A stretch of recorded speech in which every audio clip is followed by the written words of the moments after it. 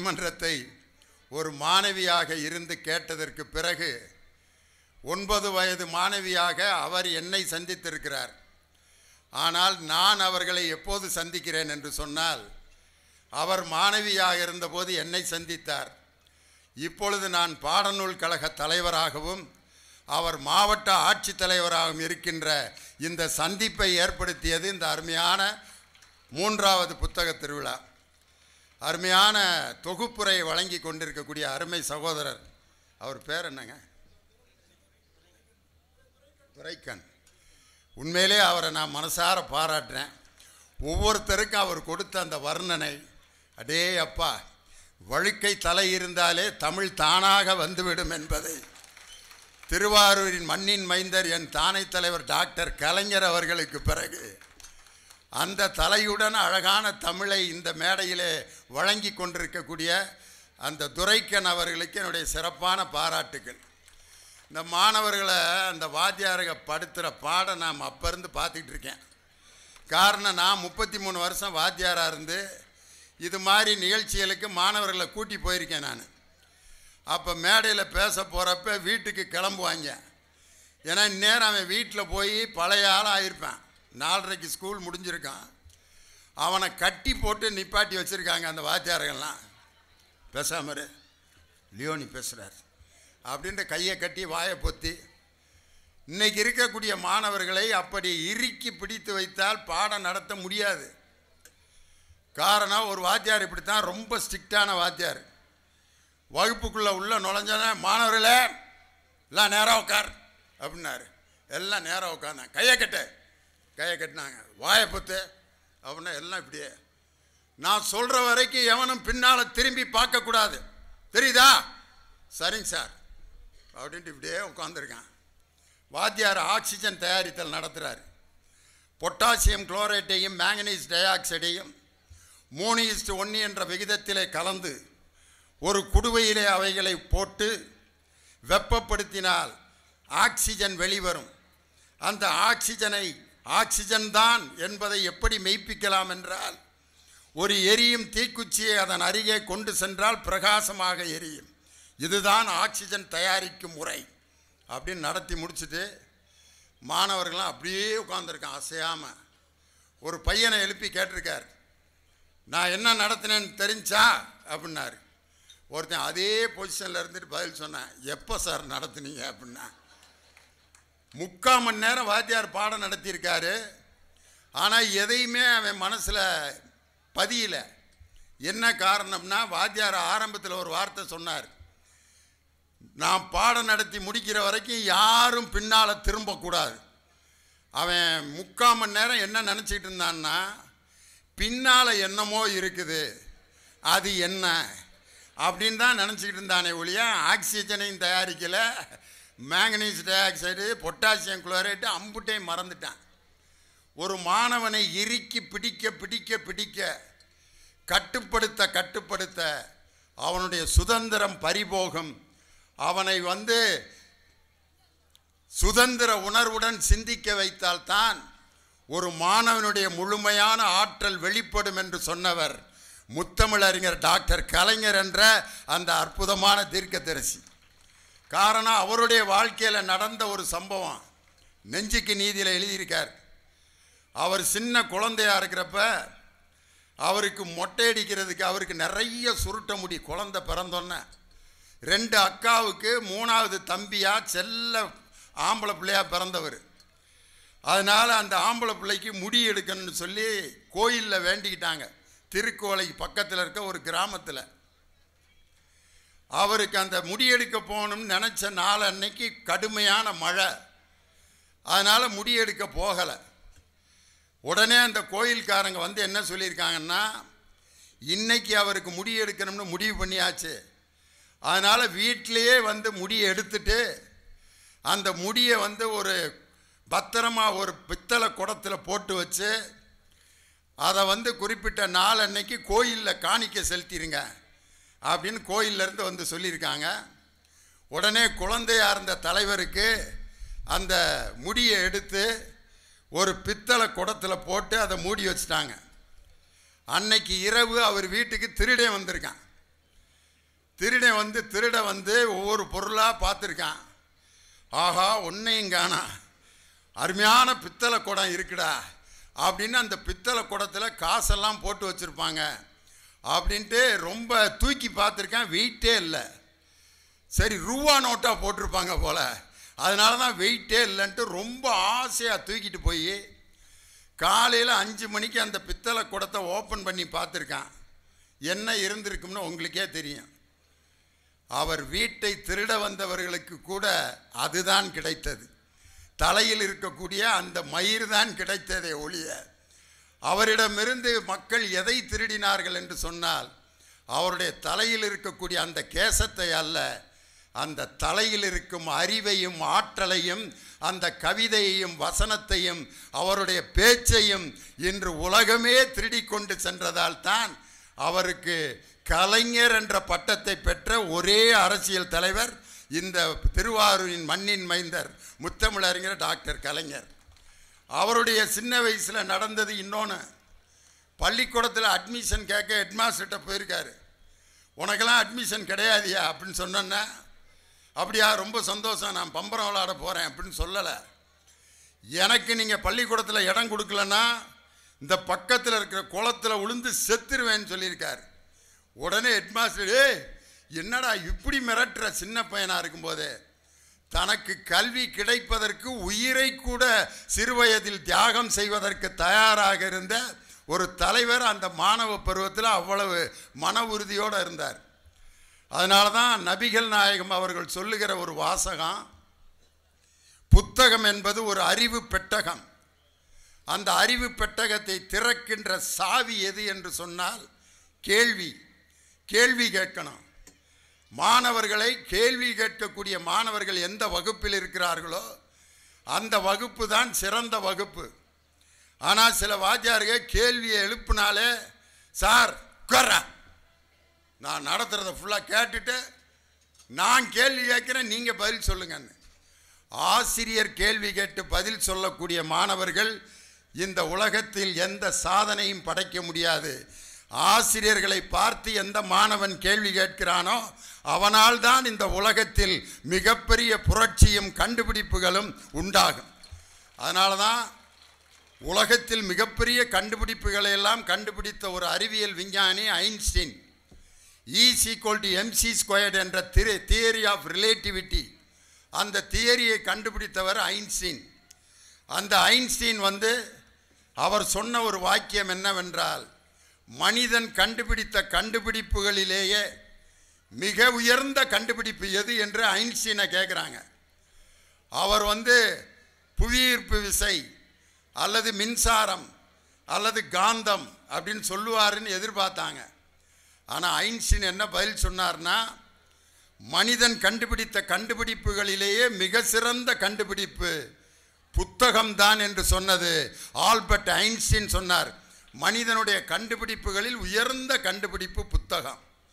அந்த புத்தகத்தில் இருக்கக்கூடிய அறிவை நாம் பெற வேண்டும் என்று சொன்னால் கேள்வி கேட்கணும். இன்றைக்கி நம்ம ஒவ்வொரு நாளும் ஒவ்வொருத்தரையும் பார்த்து எத்தனை கேள்வி கேட்குறோம் அப்படின்னு மனசில் இப்போ கையை வச்சு பாருங்கள். பெரும்பாலும் நம்ம மக்களை பார்த்து கேட்குற கேள்வி எதுவாக இருக்கும்? யாராவது ஒருத்தரை புதுசாக பார்த்தோன்னே என்ன கேட்பீங்க? சௌக்கியமாக இருக்கீங்களா? சின்ன பையனை பார்த்தா உன் பேர் என்ன? இந்த இப்போ ஒரு பையனை பார்த்து கேட்டேன், உன் பேர் என்னப்பா? இப்படியே பார்த்துக்கிட்டே இருந்தான். அவங்க அப்பா சொல்கிறார், சொல்கிறா அப்படிங்கிறாரு. அப்படின்னா அவங்க அப்பா சொல்கிறா அப்படின்னாரு. சொல்லவே இல்லை. அப்புறம் பக்கத்தில் அவங்க அம்மா, சொல்லுடா கண்ணு அப்படின்னோடனே, என் பேர் ரித்தீஷ்குமார் அப்படின்னு. அவங்க அப்பா மிரட்டினார். அதுக்கு அவன் பணியில். ஆனால் அந்த அம்மா பாசத்தோடு சொல்கிறா கண்ணுன்னு சொன்ன உடனே நித்தீஷ்குமார் என்று சொல்கிறான் என்று சொன்னால், குழந்தைகள் கூட அன்பிற்கும் பாசத்திற்கும் தான் கட்டுப்படுவார்கள் அப்படிங்கிறத இந்த இடத்துல நான் கண்கூட பார்த்தேன். நான் வகுப்பில் மாணவர்கள்ட்ட, நான் சயின்ஸ் வாத்தியார் ஐயா சொன்னார், ஆனால் தமிழில் நான் பேசுகிறேன் ஃபிசிக்ஸ் வாத்தியார். நான் நியூட்டனின் 3 விதிகள், இயக்க விதிகள் நடத்திட்டு இருக்கேன். நியூட்டனின் முதல் விதி, ஒவ்வொரு விசைக்கும் 3ஆம் விதி, ஒவ்வொரு விசைக்கும் சமமான எதிர்விசை உண்டு. Newton's third law of motion, every action has an equal and opposite reaction அப்படின்னு சொல்லி அதுக்கு உதாரணம்லாம் தீபாவளியில் விடக்கூடிய ராக்கெட் அப்படின்லாம் உதாரணம் சொல்லிகிட்டு இருக்கேன். ஒரு பையன் எழுந்திரிச்சு, சார் ஒரு சந்தேகம் சார்ண்ணா. கேள்றா அப்படின்னு. இட்லிக்கு ஏன் சார் இட்லின்னு பேர் வச்சாங்கன்னா, டேய் ஃபிசிக்ஸ் வாத்தியார்ட்ட எப்படி தான் கேட்குறதா, சொல்லுங்க சார் அப்படின்னா. உடனே நான் யோசித்து சொன்னேன், இட்லிக்கு ஏன் இட்லின்னு பேர் வந்துச்சுன்னா தம்பி, மாவை இட்டு அவிப்பதால் இட்டவி இட்டவி இட்டவி என்று சொல்லுவது நாளாக நாளாக இட்லியாய் மாறியதுன்னு. Sir super sir. இன்னொருத்தன் பக்கத்தில் எழுந்திரிச்சு, தோசைக்கு ஏன் தோசைன்னு பேர் வந்துச்சுன்னா, என்னடா இட்லியை எப்படியோ சமாளிச்சுட்டான், தோசைக்கு எப்படா சமாளிக்கிறதுன்னு அதுக்கும் யோசித்து பதில் சொன்னேன். தம்பி, தோசைக்கு மாவு ஊற்றும் போது சை என்று சத்தம் கேட்கும், திருப்பி பிரட்டி போடுறப்பையும் சைன்னு சத்தம் கேட்கும். 2 முறை சை என்ற ஒலி ஒலிக்கிறது. ஹிந்தியில் 1 என்றால் ஏக், தோ 2 என்றால் தோ. 2 முறை சை என்று ஒலிப்பதால் தோ சை அப்படின்னு. ஆஹா சார், வாழ்க்கையில் நாங்கள் இப்படி ஒரு விளக்கம் கேள்விப்பட்டதே இல்லை சார். சார் இன்னும் ஒரே ஒரு கொஸ்டின் சார் அப்படின்னா. கேள்றா அப்படின்னா ஒரு பயங்கரமான கேள்வி கேட்டேன். ஒரு மாடு 10 மணிக்கு புல்லு திங்குது, இன்னொரு மாடு 11 மணிக்கு புல்லு திங்குது, எந்த மாடு முன்னாடி சாணி போடும்னு கேட்டேன். நான் பெரிய விலங்கியல் அறிவெல்லாம் யோசித்து 10 மணிக்கு புல்லு தின்ன மாடு தாண்டா முன்னாடி சாணி போடும்னு. அவன் எந்திரிச்சு, இது கூட தெரியாமல் நீங்கள்லாம் என்ன சார்னா, என்னான்னு சொல்கிறான்னா, உலகத்தில் இருக்கிற எல்லா மாடுமே பின்னாடி தான் சார் சாணி போடும்னா. நான் 2 நாள் லீவ் போட்டு வீட்டுக்கு போயிட்டேன். இன்னும் எவ்வளவு கேள்வி இதே மாதிரி வச்சுருக்கானுங்களோன்னு. இந்த கேள்வியெலாம் ஏதோ காமெடிக்கு கேட்குற கேள்வி மாதிரி உங்களுக்கு தெரியலாம். ஆனால் இதுபோல் சிறு வயதில் தங்களுடைய பெற்றோர்களையோ அல்லது ஆசிரியர்களையோ பார்த்து கேள்வி கேட்ட மாணவர்கள் தான் இன்று உலகத்தில் மிகப்பெரிய அறிவியல் அறிஞர்களாக சான்றோர்களாக உயர்த்தப்பட்டிருக்கிறார்கள். ஒரு சின்ன பையன் அவங்க அம்மாவை பார்த்து கேட்குறான், ஒரு கோயிலில் திருவிழாக்களில் பலூன்லாம் பறக்க விட்டுக்கிட்டு இருக்காங்க. சிவப்பு கலர் பலூன் பறக்குது, வெள்ளை கலர் பலூன் பறக்குது, பச்சை கலர் பலூன் பறக்குது. அவங்க அம்மாவை கூப்பிட்டு, அம்மா எல்லா கலர்லேயும் பலூன் பறக்குது, கருப்பு கலரில் ஏமா பலூன் பறக்கலை? டேய், அது கருப்பு நிறம் இங்கே யாருக்குமே பிடிக்காதுடா, அதனால் பலூனை கூட கருப்பு நிறத்தை யாரும் விரும்ப மாட்டாங்க. நீ ஒரு பெரிய அதிகாரியாகி நாட்டினுடைய தலைவராகி அந்த கருப்பு நிறத்துக்கு நீ மரியாதை ஏற்படுத்தி கொடு, அப்போ கருப்பு பலூன் பறக்குண்டான்னு சொன்னாங்க. அந்த கேள்வி கேட்ட மாணவன் யார் என்றால், பல ஆண்டுகள் சிறைவாசம் இருந்து ஆப்பிரிக்கருடைய விடுதலைக்காக பாடுபட்ட நெல்சன் மண்டேலா என்ற மாணவன் தான் தன்னுடைய அம்மாட்ட கருப்பு பலூன் எப்போது பறக்கும் என்று கேட்ட அந்த மாணவன் தான் கருப்பர்களுக்கு விடுதலையை பெற்று கொடுத்தான். அதனால் அந்த சின்ன வயசில் கேட்குற கேள்வி அவ்வளோ முக்கியமான ஒரு கேள்வி. அதனால் நீங்கள் உங்கள் குழந்தைகளை கேள்வி கேட்க அனுமதிங்க. ஒவ்வொரு விஷயத்திற்கும் இது போன்ற கேள்விகளை கேட்பதும் நல்ல இலக்கியங்களை படிக்க வைப்பதும். இன்றைக்கி நான்லாம் சின்ன பையனாக இருக்கும் பொழுது எனக்கு பள்ளிக்கூடத்தில் சொல்லிக் கொடுக்கப்பட்ட முறை, ஒரு ஃபோட்டோ எடுக்கிறதுக்கு இங்கே பாருங்கள், ஐயா கேமரா வச்சுட்டு ஜம்முன்னு ஃபோட்டோ எடுக்கிறாரு. இன்னொருத்தர் ஒரு கேமரா பயன்படுத்தினார் பார்த்தீங்களா, ட்ரோன். அப்படி ஒரு பட்டன் அமுக்கிறாரு, மேலே போய் இந்த புத்தக திருவிழா பந்தல் முழுதும் சுற்றிட்டு அவர் சொல்கிறதெல்லாம் கேட்குது, இங்கே வா அப்படின்னா வருது, போ அப்படின்னா போகுது.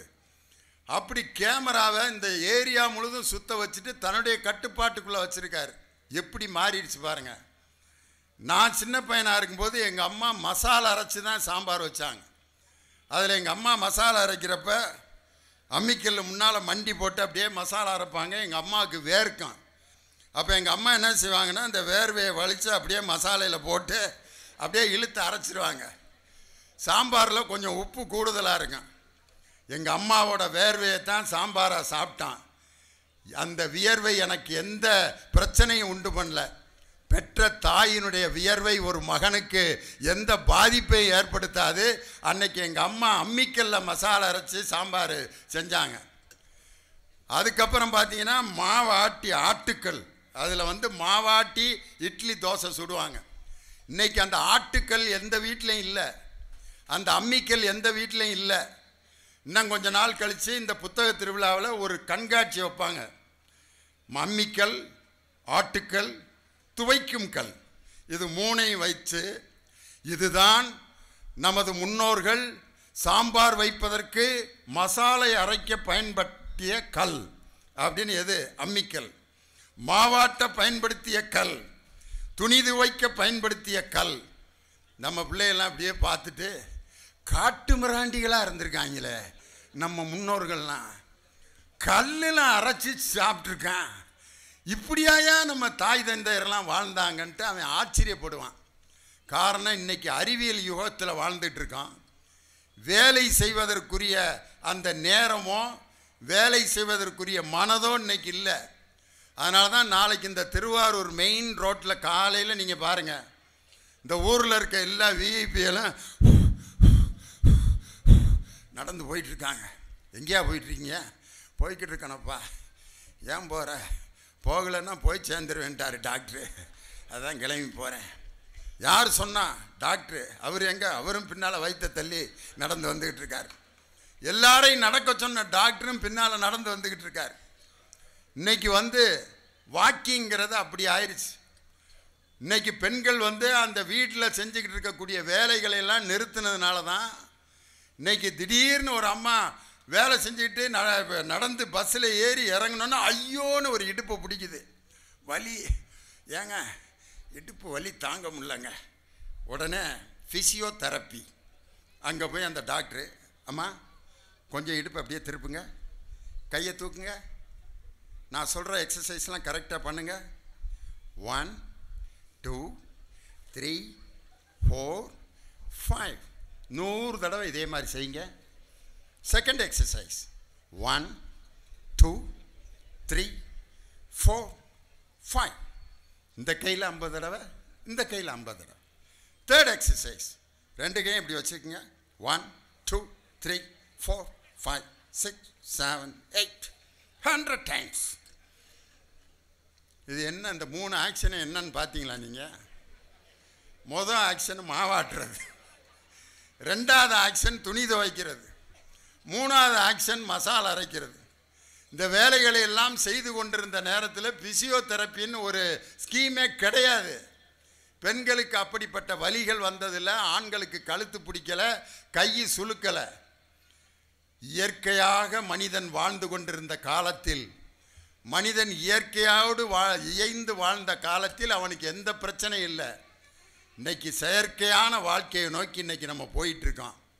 இந்த நேரத்தில் நமக்கு மனதில் அன்பும் ஈரமும் பாசமும் வேண்டும் என்று சொன்னால், உண்மையான புத்தகங்களை நாம் வாசிப்பதால் தான் அன்பு, பாசம், கனிவு, ஈரம் என்பதெல்லாம் ஒருவன் வாசிக்கத்தான் அந்த புத்தகத்திலிருந்து நமக்கு அறிவு என்பது கிடைக்கும். உதாரணத்திற்கு நமது முத்தமிழறிஞர் டாக்டர் கலைஞர் அவர் சொன்ன அந்த வாக்கியத்தையே சொல்கிறேன். அவர் ஒரே ஒரு வாக்கியத்தில் எவ்வளோ பெரிய விஷயத்தை உள்ளடக்கி சொல்லியிருக்காருன்னா, நான் என்று சொல்லும்போது உதடுகள் கூட ஒட்டுவதில்லை, நாம் என்று சொல்லும்போது உதடுகள் கூட ஒட்டும்.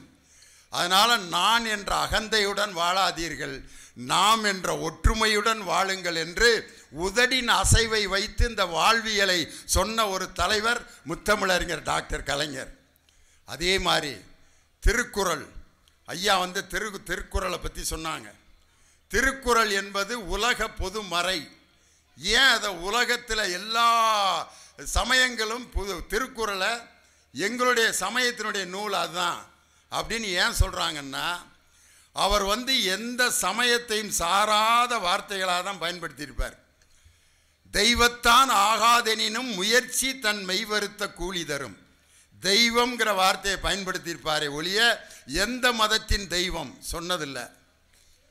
அதே மாதிரி எதை படிக்கணும்னு சொல்லவே மாட்டார் அவர். கற்க கசடர கற்பவை கற்றபின் நிற்க அதற்கு தக. எதங்க படிக்கணும்? கற்க, படி. குரானை படிக்கணுமா, பைபிளை படிக்கணுமா, பகவத்கீதையை படிக்கணுமா? சொல்லலை, படி. உனக்கு எதெல்லாம் படிக்க ஆசைப்படுகிறாயோ அதையெல்லாம் படி என்று சொன்னதால் தான் திருக்குறள் உலகத்தின் பொதுமறையாக இன்று உயர்த்தப்பட்டிருக்கிறது. கற்க கசடர கற்பவை கற்றபின் நிற்க அதற்கு தக. இன்று திருக்குறள் எங்கள் பாடநூல் கழகத்தின் சார்பாக திருக்குறள் மட்டும் கிட்டத்தட்ட 38 மொழிகளில் மொழிபெயர்க்கப்பட்டு உலகம் முழுவதும் இன்று திருக்குறள் நடந்த பன்னாட்டு புத்தக திருவிழாவிலே மாண்புமிகு தமிழக முதல்வர் அவர்களால் 30 மொழிபெயர்ப்பு நூல்கள் வெளியிடப்பட்டது. அதில் 12 நூல்கள் திருக்குறளை மொழிபெயர்த்த ஸ்பானிஷ் மொழியில், ஆப்பிரிக்க மொழியில், ரஷ்ய மொழியில், மலாய் மொழியில் என்று 12 மொழிகளில் திருக்குறள் மொழிபெயர்க்கப்பட்டு உலகம் முழுவதற்கும் சென்றதற்கு காரணம் அது உலக பொதுமறை. இதனால் இவன் முடிக்கும் என்றாய்ந்து அதனை அவன் கண் விடல், அப்படிதான் சொல்லுவார். எதனை எதை அப்படின்னு கேளுங்க வள்ளுவர்கிட்ட. இதனை எதனை இதனை அதனை அப்படின்னு தான் சொல்லுவார்.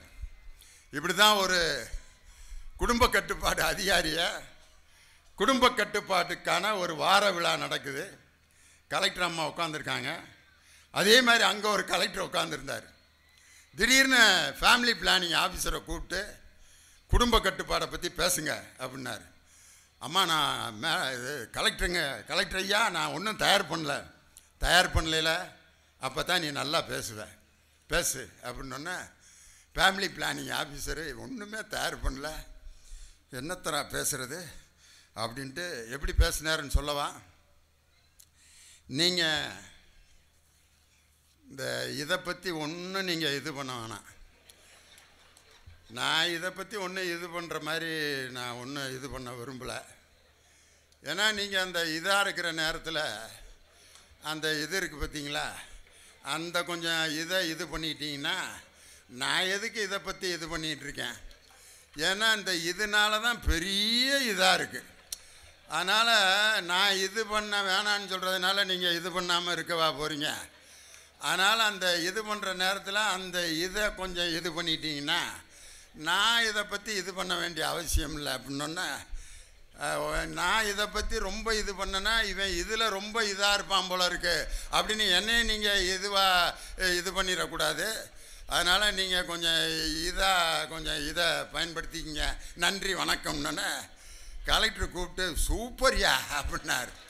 ஐயா நான் ஒன்றுமே பேசலைங்க. ஐயோ அந்த ஒரு இதில் நீ எவ்வளவு இதுவை நீ சொல்லிட்டா தெரியுமா அப்படின்னார். இதுக்கு பேர் தான் இந்த ப்ரெசன்ஸ் ஆஃப் மைண்டு. இந்த ப்ரெசன்ஸ் ஆஃப் மைண்டு மாணவர்களுக்கு கற்றுத்தருவது தான் உண்மையான கல்வி. ஏதோ பாட புத்தகத்தில் தமிழில் வானாகி மண்ணாகி வழியாகி ஒளியாகி ஊனாகி உயிராகி உண்மையுமாய் இன்மையுமாய் கோனாகி யான் எனதென்றவரவரை கூத்தாட்டுவான் ஆகி நின்றாயே என் சொல்லி வாழ்த்துவனேன்னு மனப்பாடம் பண்ணி எழுதுனா 5 மார்க்கு. அதே மாதிரி செய்வினை செயப்பாட்டு வினை ஆசிரியர் நடத்துவார். செய்வினை ராமன் மாம்பழம் தின்றான், செய்வினை. மாம்பழம் ராமனால் தின்னப்பட்டது, செயப்பாட்டு வினை. நடத்தி முடிச்சிட்டார். பரீட்சை பேப்பர் எடுத்து பையன் எழுதுறேன், கேள்வி கேட்டிருக்காங்க.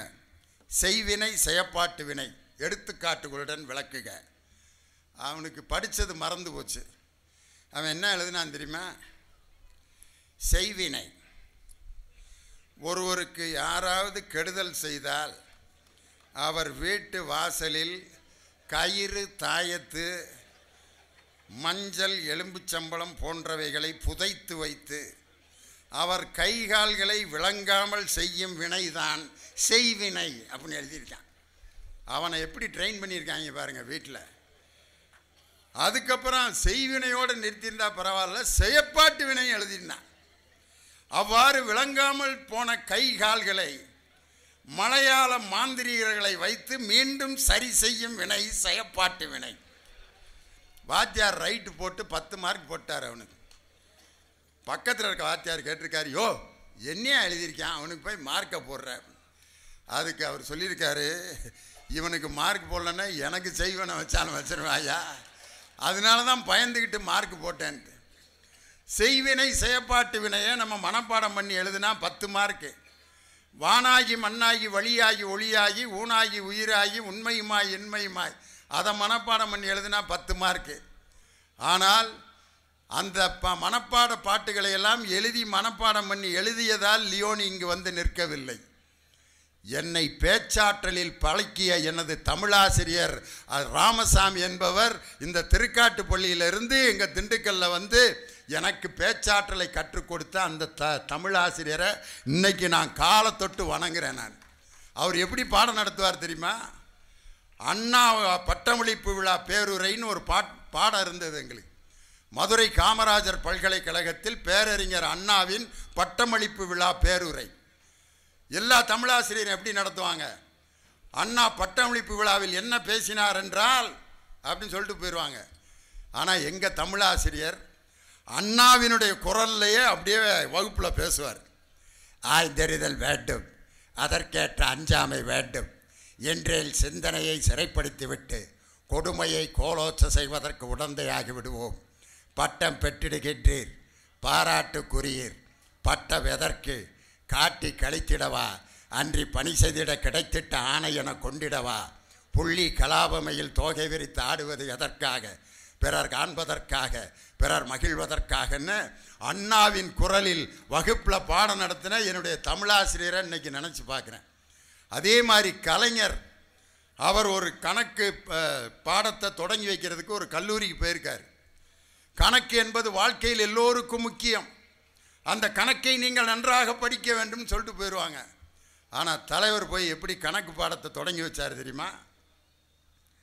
20 18 கூட்டி சொல்லுதல் மனக்கணக்கு, 20 18 கூட்டி செல்லுதல் காதல் கணக்கு, செட்டியார் சீமையிலே அட்டியின்றி கொடுப்பது வட்டி கணக்கு, மந்தையிலே ஆட்டுக்கணக்கு, முந்தையிலே போடாதே ஓட்டுக்கணக்கு, அடுக்களையில் பாவையர்தம் கறிக்கோட்டால் கிழிப்பது பால் கணக்கு, தயிர் கணக்கு, மோர்கணக்கு.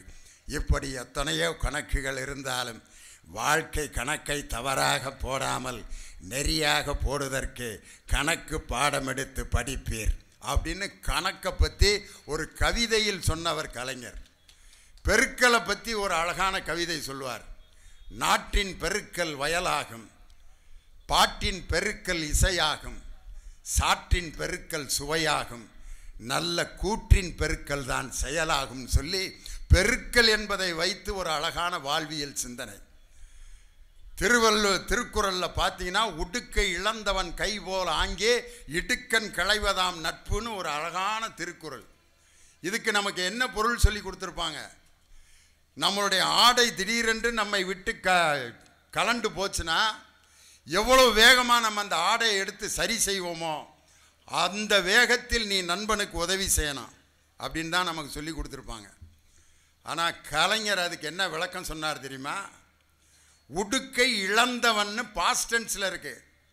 இழந்தவன் அப்படின்னா அவன் இழந்துட்டான். இழந்தோன்னா அவன் என்ன செய்வான்? ஆடை போயிடுச்சு, காற்றுக்கு பறந்து போயிடுச்சு வேட்டி, என்ன செய்வான்? அந்த 2 கைகளையும் வைத்து அந்த அவனுடைய மானத்தை மறைக்கிறதுக்கு முயற்சி செய்வான். அதனால் உடுக்கை இழந்தவன் கைகள் எப்படி மானத்தை மறைப்பதற்கு வேகமாக ஓடி வருமோ அது மாதிரி உனது நண்பனுக்கு நீ உதவி செய்ய வேண்டும் என்று கலைஞர் அந்த உடுக்கை இழந்தவன் அப்படிங்கிற திருக்குறளுக்கு பொருள் எழுதினார். இதை நான் வாழ்க்கையில் ஒரு சம்பவத்தில் பார்த்தேன்.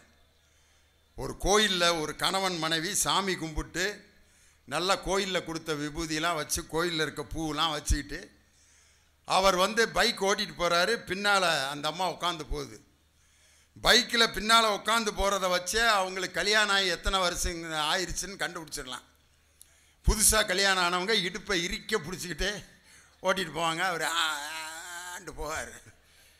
ஒரு கல்யாணம் ஆகி 5 வருஷம் ஆச்சுன்னா லேசாக அப்படி சட்டையை மட்டும் பிடிச்சிட்டு உட்காந்துருப்பாங்க. கல்யாணம் ஆகி 5 வருஷம் ஆச்சுன்னா அர்த்தம். இந்த பேண்ட்டில் இருக்க கொக்கியில் விரலை மாட்டிகிட்டு உட்காந்துருக்காங்கன்னா கல்யாணம் ஆகி 10 வருஷம் ஆச்சுன்னு அர்த்தம். பின்னால் கம்பியை பிடிச்சிட்டு உட்காந்துருக்காங்கன்னா 15 வருஷம் ஆயிடுச்சுன்னு அர்த்தம்.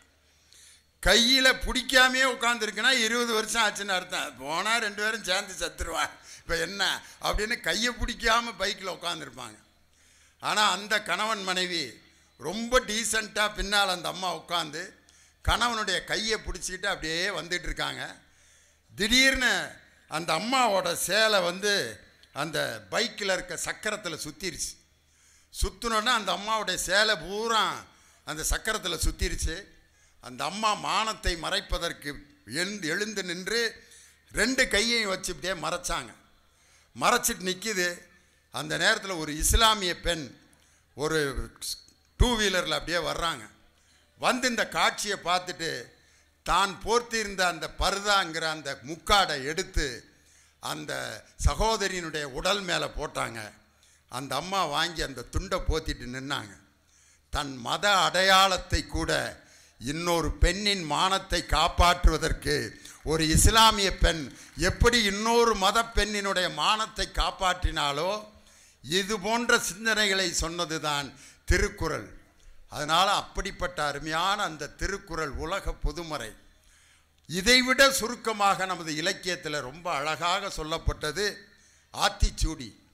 அறம் செய்ய விரும்பு, ஆறுவது சினம், இயல்வது கரவேல், ஈவது விலக்கேல், ஊக்கமது கைவிடேல் அப்படின்னு வரிசையாக சொல்லிட்டு இருப்பாங்க. ஆனால் பாரதி ஒரு புதிய ஆத்திச்சூடியை சொன்னார். ஔவையார் என்ன சொன்னாங்கன்னா சினம் கொள்ளேல், கோபம் கொள்ளேல் அப்படின்னாங்க.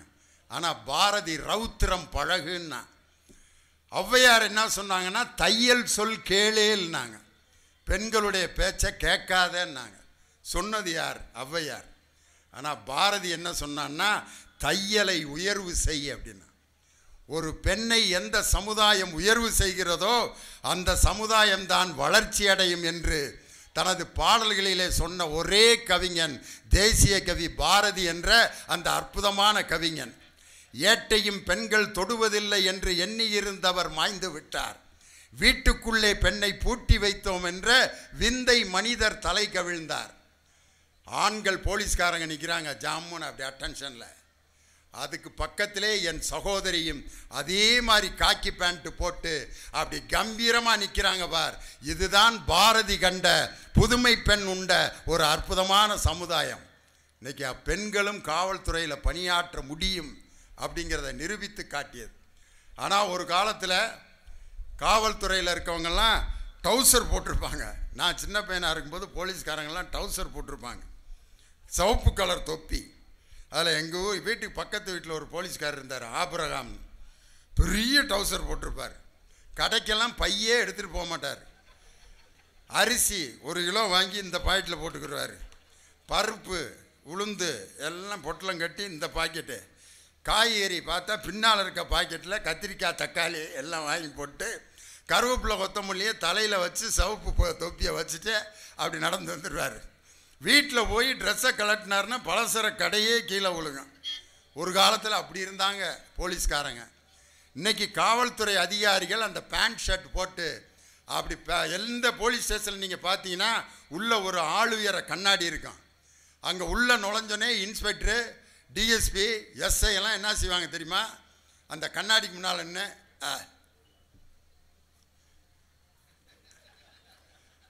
அப்படின்ட்டு அந்த பெல்ட்டெல்லாம் சரி பண்ணி அப்படி பேண்ட்டோடு அப்படி நின்று பார்ப்பாங்க. காவல்துறை சகோதரர்கள் டவுசர் போட்டுக்கிட்டு இருந்த காலத்தில் அவர்களை பார்த்துட்டு இப்படி நாட்டை பாதுகாப்பவர்கள் டவுசர் போடக்கூடாது என்று சொல்லி டவுசரை மாற்றிட்டு அவங்கெல்லாம் பேண்ட்டு போடணுங்கிற ஜீவோவில் கையெழுத்து போட்டவர் முத்தமிழறிஞர் டாக்டர் கலைஞர் என்ற அந்த மிகப்பெரிய அரசியல் சீர்திருத்தம். இன்றைக்கி ஒவ்வொரு காவல்துறை அதிகாரியும் அந்த பேண்ட்டு அந்த கண்ணாடிக்கு முன்னாடி நின்று தங்களை இப்படி அழகுபடுத்திக்கிறக்கப்ப யாருக்கு நீங்கள் நன்றி சொல்லணும்னா முத்தமிழறிஞர் டாக்டர் கலைஞருக்கு தான் நீங்கள் நன்றி சொல்லணும். இது மாதிரி புது புது சீர்திருத்தங்கள் இதெல்லாம் எப்படி வந்தது அப்படின்னா இலக்கியங்களில் அவர் படித்து மேலை நாடுகளில் இருக்கக்கூடிய அந்த நாடுகளில் காவல்துறையினரும் பாதுகாப்பு பணியில் ஈடுபடுத்தப்படுகிறார்கள் என்பதை படித்து அந்த படித்ததனுடைய அறிவினால்தான் தனது நாட்டிலும் இப்படி பெண்களை காவல்துறையில் பயன்படுத்த வேண்டும் என்ற முடிவெடுத்து ஒரு இலக்கியம் கற்றுக் கொடுத்த அந்த செய்தியை நடைமுறைப்படுத்தியதால் தான் இன்று காவல்துறை அதிகாரிகள் ஐஜியாக, டிஎஸ்பியாக, டிஐஜியாக இன்று ஒரு காவல்துறை அதிகாரி ஒரு பெண் இருக்காங்க, எல்லா ஆண்களும் அவங்களுக்கு சலிட் அடிக்கிறாங்கன்னா ஒரு பெண் என்பதற்காக அல்ல, அவரிடம் இருக்கக்கூடிய கல்வியும் அந்த துணிச்சலும் அந்த ஆற்றலும் தான் அந்த பெண்ணுக்கு மரியாதையை பெற்றுக் கொடுத்து கொண்டிருக்கிறது. அப்படி வாழ்வியலில் நாம் சந்தித்த அந்த இலக்கியங்கள், ஒரு கதை ஒன்று நான் படித்தேன். எப்படிப்பட்ட கதை, கந்தர்வன் ஒரு எழுதிய ஒருத்தருடைய கதை. நான் அந்த கதைக்கு பேர். அவர் ஒரு ட்ரெஸரி ஆஃபீஸில் வேலை பார்க்குறாரு. அப்போ திடீர்னு அந்த பென்ஷன் வாங்க வந்த ஒரு வயசான அம்மா மயக்கம் போட்டு அப்படியே விழுந்துடுறாங்க. உடனே அவர் கருவூல அதிகாரியாக பணிபுரிந்துக்கிட்டு இருந்தவர், ஐயோ ஒரு அம்மா மயக்கம் போட்டுச்சு அப்படின்னு அந்த அம்மாவை போய் மருத்துவமனையில் சேர்த்தோன்னே டாக்டர் சொல்கிறாரு, இந்த அம்மாவுக்கு 1 லிட்டர் ஏபி பாசிட்டிவ் பிளட்டு வேணும்.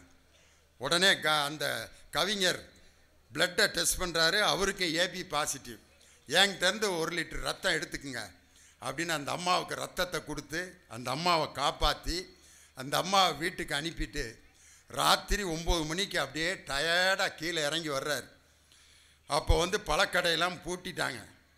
ஒரு ஜூஸ் கடையில் அடியில் ஒருத்தன் பரிதாமல் ஒரு டவுசரு அழுக்கு பனியன் போட்டு படுத்து தூங்கிட்டு இருக்கான்.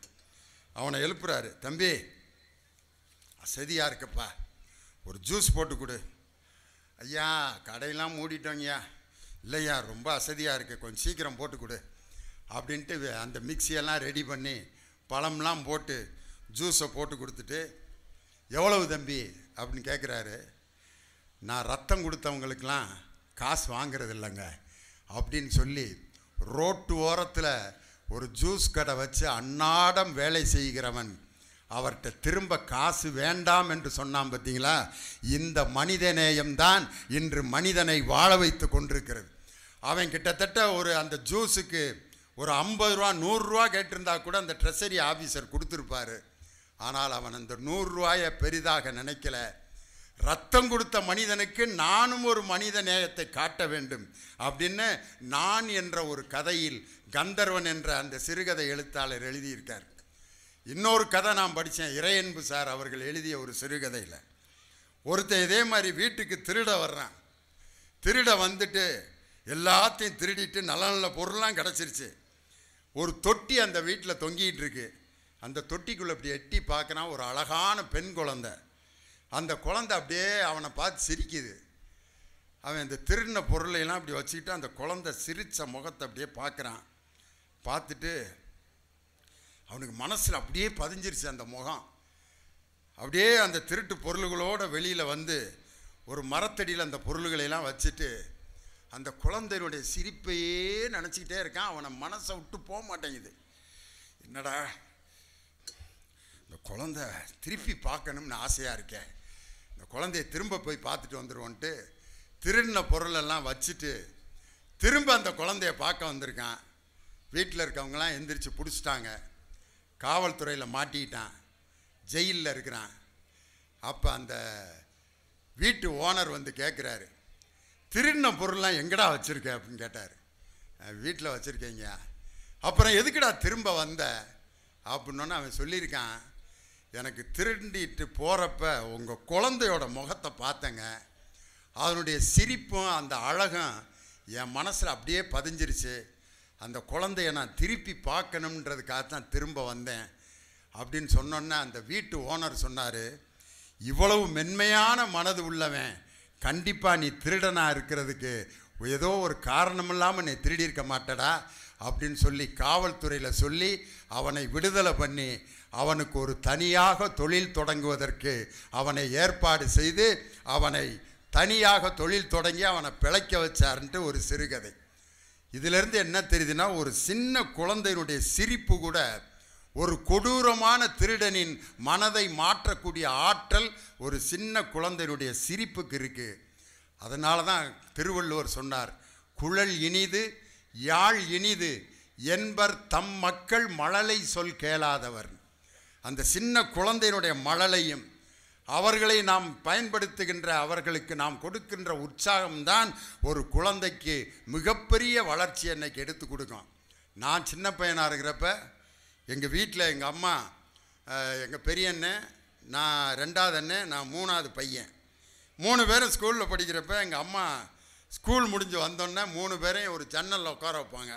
எங்கள் பெரிய அண்ணன் 5வது படிக்கேன், 2வது அண்ணன் 3வது, நான் 1வது. நான் தான் சின்ன பையன், ஓரத்தில் இருப்பேன். எங்கள் அம்மா அந்த மீதி இருக்கிற சோறெல்லாம் அப்படியே போட்டு சாம்பார் ஊற்றி உருண்டையாக பிடிச்சி எல்லாத்துக்கும் ஆளுக்கு ஒரு உருண்டை கொடுப்பாங்க. எங்கள் பெரிய அண்ணன் வாங்கி சாப்பிடும், 2வது அண்ணன் வாங்கி சாப்பிடும், நானும் வாங்கி சாப்பிட்டுட்டு இருந்தேன். உண்மையிலே ஒரு 5 ஸ்டார் ஹோட்டலில் 5000 ரூபா கொடுத்து நம்ம சாப்பிட்டாலும் அந்த சுவைக்கு இணையான ஒரு சுவை பெத்த தாய் உருட்டி கொடுத்த அந்த உருண்டை சோறு இருக்குது பார்த்தீங்களா, அது தந்த சுவையை இது வரைக்கும் நான் எங்கேயுமே சாப்பிட்டதில்லை. அப்படி சாப்பிட்டுக்கிட்டு இருக்கப்ப எங்கள் அம்மாட்ட திடீர்னு தகராறு பண்ணுறேன். மா, நாளையிலேருந்து நான் தான் நடுவில் உட்காருவேன் அப்படின்னு சொன்னேன். போட, 2வது பையன் அவன் தான் நடுவில் உட்காருவான், நீ 3வது, நீ ஓரத்தில் தான் உட்கார். முடியாது, நான் தான் நடுவில் உட்காருவேன், உட்கார வரியா இல்லையா அப்படின்னு எங்கள் அம்மாட்ட சண்டை போட்டு நடுவில் உட்காந்துட்டேன். எங்கள் அம்மா கோவத்தில் அப்படியே மூஞ்சியில் இடிச்சுக்கிட்டே விட்டுறாங்க. சந்தோஷமா நடுவில் உட்காந்துட்டு ரொம்ப முக்கியம். அவன் பாரு அழுகுறான், உங்கள் அண்ணன் அழுதுட்டு பாரு, விட்டுமா உனக்கு சோறு கிடையாதா அப்படின்னு முகத்தில் இடித்தாங்க. இடிச்சுக்கிட்டே எங்கள் அம்மா ஒரு வாக்கியம் சொன்னாங்க, வாழ்நாள் முழுவதும் பாடுறா நீ நடுவுலையே தாண்டா கிடந்து சாவ போகிறேன்னாங்க. நான் பட்டிமன்ற நடுவராக 40 வருஷமாக இருக்கேன். அந்த நடுவில் உட்கார்றப்ப யோசிக்கிறேன், என் தாய் விட்ட சாபம் கூட எனக்கு வரமாக மாறி இருக்குன்னா வாழ்நாள் முழுவதும் நீ நடுவுலையே தாண்டா உட்காந்துருப்பேன்னு என் தாய் விட்ட சாபம் எனக்கு வரமாக மாறிச்சு. அது மாதிரி பெற்றோர்கள் உங்கள் குழந்தைகளுக்கு சொல்லக்கூடிய அந்த சின்ன வாக்கியம் இருக்குது பார்த்தீங்களா, அது ஒரு மாபெரும் இலக்கியம். நான் கோயிலில் ஒரு தடவை காணா போயிட்டேன், இங்கே தான் வேளாங்கண்ணியில். பிள்ளைகளையெல்லாம் கூப்பிட்டு வந்து வேளாங்கண்ணியில் காணா போயிட்டேன். போலீஸ் ஸ்டேஷன்லாம் தேடி எங்கள் அப்பா தேடுதேன்னு தேடிட்டு வர்றாரு. இங்கடா போனேன், அது எங்கள் வீட்டில் 10 பிள்ளைய போனால் போயிட்டு போகிறாங்க அப்படின்னு உள்ள எங்கள் அப்பா. எங்கள் அம்மா 3வது பையங்க பாவம், அவனை எப்படியாவது போய் தேடிட்டு வந்துருங்க அப்படின்னு தேடிட்டு வர்றாரு. நான் எங்கே உட்காந்துருந்தேன் தெரியுமா, மைக் செட்டு போடுற இடத்துல உட்காந்துருக்கேன். அங்கே பாட்டாக போட்டுக்கிட்டு இருக்காங்க. பக்கத்தில் வந்து அந்த வேளாங்கண்ணி பக்கத்தில் ஒரு இந்து கோயில் இருக்குது. அந்த இந்து கோயிலில் மைக் செட்டு போட்டுக்கிட்டு இருக்காங்க. அந்த பாட்டை உட்காந்து கேட்டுக்கிட்டு இருக்கேன். என்னை கூட்டு வந்தது வேளாங்கண்ணிக்கு, நான் இந்து கோயிலில் இருக்க மைக் செட்டை கேட்டுக்கிட்டு இருக்கேன். என்னென்ன பாட்டு கேட்டுக்கிட்டு இருந்தேன் தெரியுமா, அப்போ அழகென்ற சொல்லுக்கு முருகா உந்தன் அருளன்றி உலகிலே பொருளேது முருகா, அழகென்ற சொல்லுக்கு முருகா, பகவான் சரணம் பகவதி சரணம் சரணம் சரணம் ஐயப்பா, குன்றத்திலே குமரனுக்கே கொண்டாட்டம். இந்த பாட்டெலாம் கேட்டுக்கிட்டே கை தட்டிக்கிட்டு உட்காந்துருக்கேன். நான் ஒரு குடும்பத்தோடு வந்திருக்கேங்கிறதே மறந்துட்டேன், பாட்டாக கேட்டுக்கிட்டு இருக்கேன். எங்கள் அப்பா வந்து ஓங்கி ஒரு அறை விட்டு வந்துடுறா, தேடிக்கிட்டு திருறான், இங்கே வந்து உட்காந்துருக்கா, வேளாங்கண்ணி கோயிலில் பூசை நடந்துகிட்டு இருக்கு, இங்கே வந்து இந்து கோயிலில் பாட்டு கேட்டுக்கிட்டு இருக்க அப்படின்னு தட்டி கூட்டிகிட்டு போனார். அப்போ எங்கள் அப்பா ஒரு கோபத்தில் ஒரு வார்த்தை சொன்னார், வாழ்நாள் முழுவதும் நீ மைக்கோடையே கடந்து தாண்டா சாவ போகிறேன்னார். எங்கள் அப்பா விட்ட சாவம் பார்த்தீங்களா, மைக்கு தான். டெய்லி ஏதாவது ஒரு பொதுக்கூட்டத்தில் நான் பேசிக்கிட்டே இருக்கேன். எங்கள் அப்பா கோபத்தில் சொன்ன வார்த்தையே இப்படி பலிக்குது அப்படின்னு சொன்னால், உங்கள் குழந்தைகளை அன்போடும் பாசத்தோடும் நீங்கள் வாழ்த்துகின்ற வாழ்த்து அந்த குழந்தைகளை எவ்வளவு தூரம் உயர்த்துங்கிறத இங்கே வந்திருக்கக்கூடிய ஒவ்வொரு பெற்றோரும் இந்த நேரத்தில் நீங்கள் சிந்திச்சு பார்க்கணும். உண்மையிலே நான்லாம் ஒரு பெரிய இசைக்கல்லூரியிலெல்லாம் படிக்கலை, மியூசிக்னா என்னன்னு தெரியாது. ஆனால் என்னை வந்து ஒரு மியூசிக் டீச்சர்கிட்ட இசை படிக்க எங்கள் அம்மா அனுப்புனாங்க. அப்போ அந்த டீச்சரை என்ன ராகம் சொல்லி கொடுப்பாங்கன்னு இசை சொல்லி கொடுத்தவங்களுக்கெல்லாம் தெரியும். மாய மாளவ கௌலை அந்த ராகம் தான் சொல்லி கொடுப்பாங்க. சரி கம பதனி சாணித பமகரி ச டீச்சர் சா பாடுங்க. நாங்கள்லாம் சா சா சா சா சா சா சா சா சா சா மேலே போங்க மேலே போங்க மேலே போங்க மேலே போங்கன்னு டீச்சர் கண்ணை திறந்து பார்க்குறாங்க. பாதி பேரை காணேன். எல்லாம் டீச்சரோட மாடி வீட்டுக்கு போயிட்டாங்க, மேலே போங்க மேலே போங்கன்னு. நான் ஒருத்தன் தான் உட்காந்துருந்தேன். எங்கடா டீச்சர் நீங்கள் மேலே போங்கன்னு மேலே போயிட்டாங்கன்னு. டே ஸ்ருதியில் மேலே போக சொன்னேன்டா. சாரி எல்லாம் மேலே போனவங்க வீட்டுக்கே ஓடிட்டாங்க. நான் ஒருத்தன் தான் 3 மாதம் அந்த ஃபண்டமெண்டல் மியூசிக்கை படித்தேன். இன்றைக்கி மாயமால கவுளைங்கிற ராகத்தை இந்த இடத்துல நான் பாடுறேன்னா அன்னைக்கு நான் பொறுமையாக ஒரு 3 மாதம் அந்த மியூசிக்கில் படித்ததுனால தான். ஆனால் இப்போ அந்த டீச்சர்கிட்ட 3 மாதம் படித்தது இந்த மேடையில் எனக்கு உதவிஇல்லை.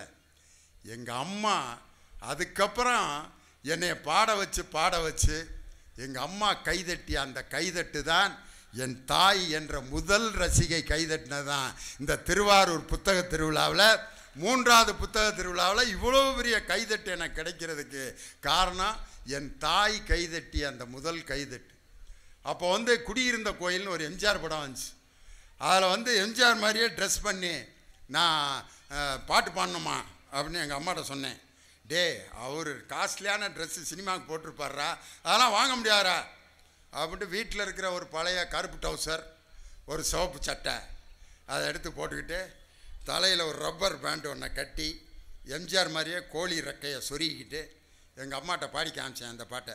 என்னை தெரியுமா நான் சிரித்து பழகி கருத்தை கவரும் ரசிகன் என்னை தெரியுமா அப்படின்னு. எங்கள் அம்மா டே எதுக்குடா அப்படிலாம் பாடிக்கிட்டு இருக்கேன்னு திட்டலை, என்னை தூக்கி முத்தம் கொடுத்து என் பிள்ளை எம்ஜிஆர் மாதிரியே இருக்கான் பாருங்க. அப்போ நான் எப்படி இருப்பேன்னா கண்ணங்கரேர்னு தலையெல்லாம் சப்பி போட்ட பனங்கொட்டை மாதிரி இருக்கும், பல்லு பாதி வெளியே நீட்டிகிட்டு இருக்கேன்.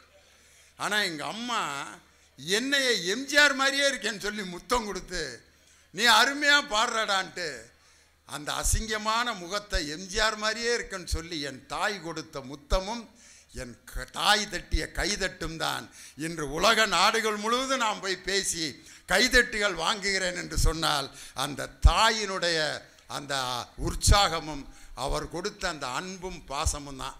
அதனால் இங்கே வந்திருக்கக்கூடிய பெற்றோர்கள் அவசரமான உலகத்தில் இன்றைக்கி வாழ்ந்துட்டு இருக்கான், வேகமான உலகத்தில் வாழ்ந்துட்டு இருக்கான். எல்லாமே மொபைல் ஃபோன் ஆகிப்போச்சு. இன்றைக்கி யார் இப்போ நான் பேசிகிட்டு இருக்கிறேன், ஒருத்தர் வந்ததுலேருந்து ஃபோன் பார்த்துக்கிட்டே இருக்கார். இன்னும் அவர் இப்படியே தான் இருக்கார். எதுக்கு வந்தாருன்னே தெரில. பேசாமல் இந்த ஃபோனை வீட்டிலேருந்தே பார்த்துருக்கலாம்.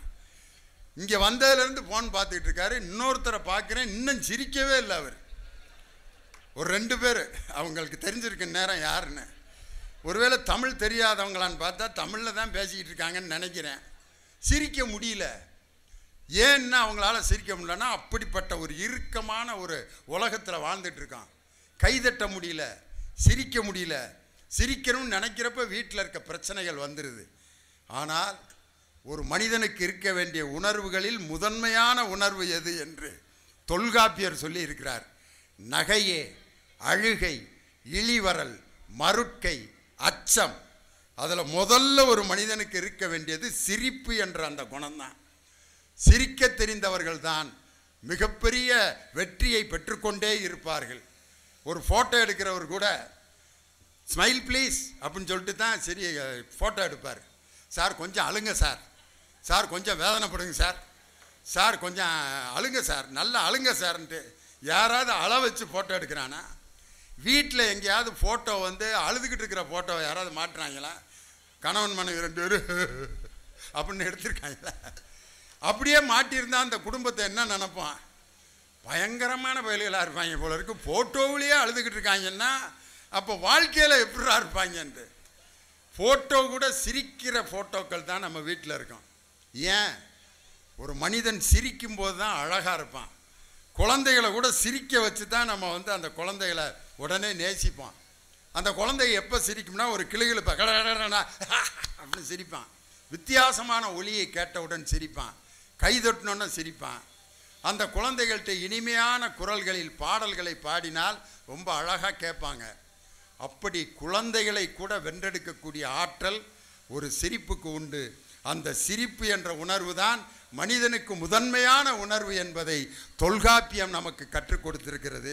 இன்னைக்கு நாட்டில் ஒரு மிகப்பெரிய மாற்றத்தை நமது தமிழக முதல்வர் அவர்கள் அறிவித்திருக்கிறார். ஒரு அற்புதமான செய்தி.